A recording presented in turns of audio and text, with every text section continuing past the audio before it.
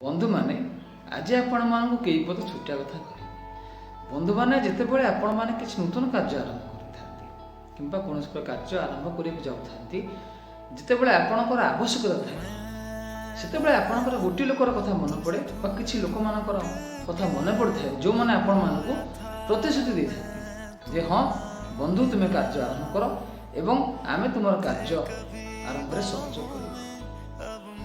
किंतु बंधु मान जो आपण मैंने कथा भावुता अथवा से कथा मन पकता सर्वप्रथम से मैंने ही आपण कार्य आरंभ कार्य शुभारंभ में अनुपस्थित रही था सहयोग सहानुभूति रही था बंधु मैंने